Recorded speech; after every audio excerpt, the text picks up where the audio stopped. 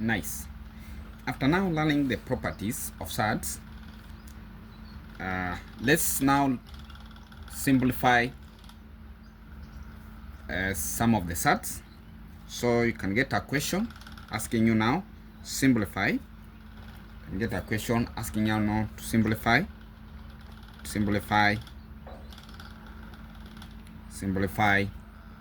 Let's say either A, part A of that, root of 48, and also part B of this can ask you to simplify 3 root 50 plus 2 root 18 minus root 32 minus root 32. So those are some of the questions we can get in surds to simplify them.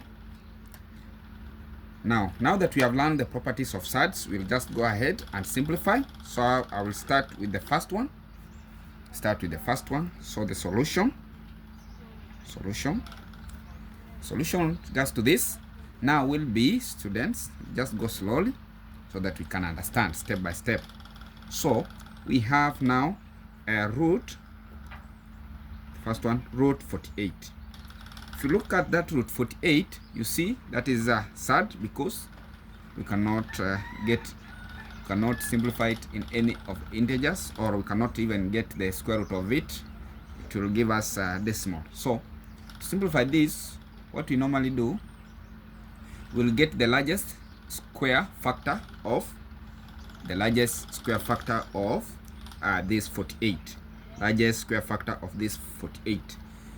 While observing on that largest factor, we'll be able now to get the square root of it, and now we proceed with simplifying the surds. So to get the largest square factor, what we normally do, you can just write it here 48.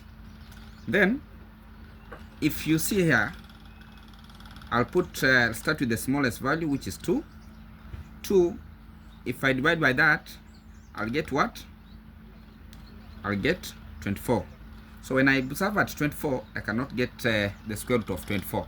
So this means this 24, this one does not give me now the largest factor, because now 24, if you observe at 24, we cannot get the square root of 24. So I'll cancel this. Now I'll go to the next one. Now 48, now let's say 48 also. If you divide by 3, you'll get what? 48 divided by 3, you'll get what? 48 divided by 3, you'll get what? We'll get 16. Good. 16. So 16, if I observe at 16 now, student, just observe at 16. If I decide to get the square root of 16, it will be 4. The square root of 16 will be 4. Good.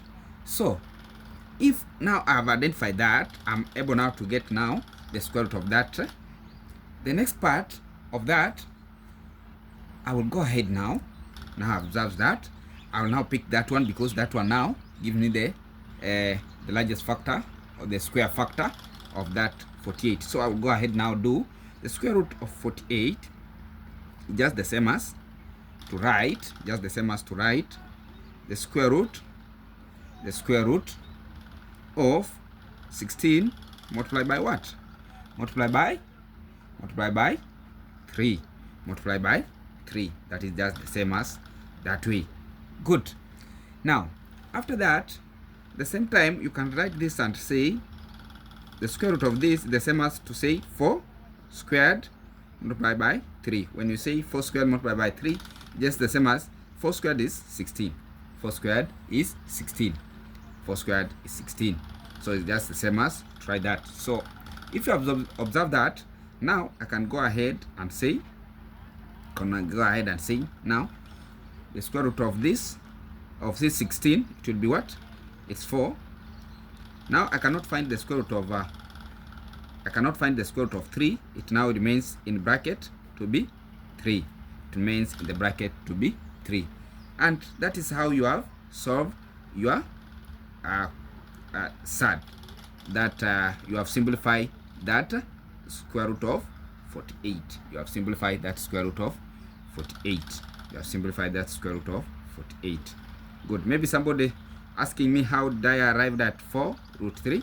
Can go back and say, if you have now this, let's say you have this one, you can see it will be now, try it, just 4 squared, 4 squared, 4 squared, 4 squared multiplied by 3. So this one will give you what? 4 squared multiplied by that, it will give you what? It will give you now the end results. This square will go with this square root, so it will be 4 root 3. Good. And this one here, it will give us the square root of 16. We multiply by the square root of 3. So because I can get now the square root of this, it will give me the end results to be 4 root 3. Good. Good. I think that recap is enough for that. Good. So let's go to the next part. Let's go to the next part. Let's go to the next part. That is simplifying the other part. Simplifying the other part. Simplifying the other part. Simplifying the other part. We have been given b, that is b. So 3 root 50 plus 2 root 18 minus root 32. Good. So if you have that, just the same thing we have done on the one we started with, what you'll do here, you'll also get the largest square factor for largest square factor. You'll get the largest square factor of 50, 18 and 32. 15 and 32. And this case, obvious, if I can see, if I divide 50 by 2, I'll get 2 and 25, which is the largest there factor there is what? 25. Then if I divide 2 by 18, it is 9, which 9 I can get square root of that. Then if I divide 32 divided by 2, I can get the largest factor there will be 16, because I can get the square root of 16. I can get the square root of 16. Good. So these are now our largest square factor we are looking for. Good. So I will go ahead and say, write now my question, because now I've identified the largest factor there. I will write and say 3 root 25 multiplied by 2. Multiplied by 2, that means I've just written, rewrite the root 50, then plus 2 in bracket. Now root 18 will be 9 multiplied by 2, 9 multiplied by 2, 9 multiplied by 2, 9 multiplied by 2, 9 multiplied by 2. And then the last one, it will be root 32, which is now the same as root 16 multiplied by 2. Good. So we'll go ahead and say it will be now 3. The square root of 25 will be what? Will be 5. Will be 5. The square root of 25 will be 5. Good. The square root of 25 will be 5. Square root of 25 will be 5. And then in bracket it will be now 2. It remains 2 plus 2. The square root of 9 will be what? The square root of 9 will be 3. And then in bracket it will remain square root of 2. Then minus the square root of 16 will be what? Will be 4. Square root of 16 will be 4. Then in bracket, in the square root part, it will be remain 2. Good. So students, we'll go ahead and continue simplifying. So 3 multiplied by 15, 3 multiplied by 15, it will be 15 root 2 plus 2 multiplied by 3, it will be 6 root 2 minus 4 root 2. Good.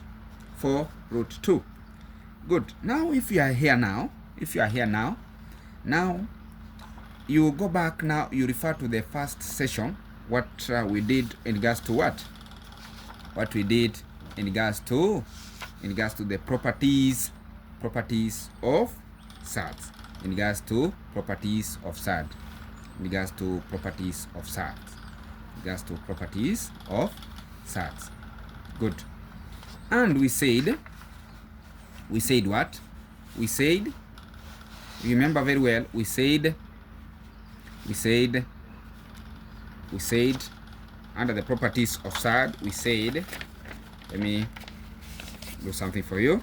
We said under properties of surd, we remember very well, we said our properties of surd, remember very well, we said A, remember very well, we said A root C plus or minus B root C is the same as A plus B, A minus B, A plus or minus B root C.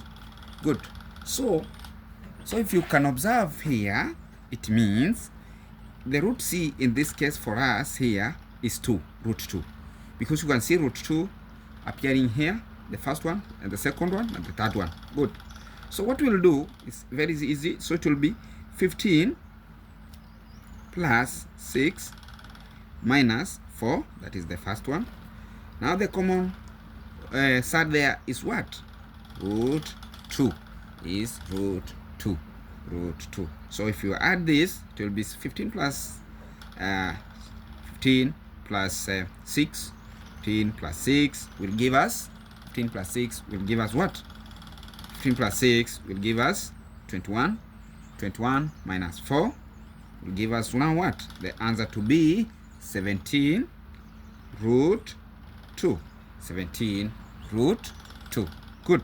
And now this marks the end of the simplifying of surds, and that is how we do. And very simple. It's only that if you remain following up, you'll be able to learn more in regards to this. Otherwise, for today, bye bye.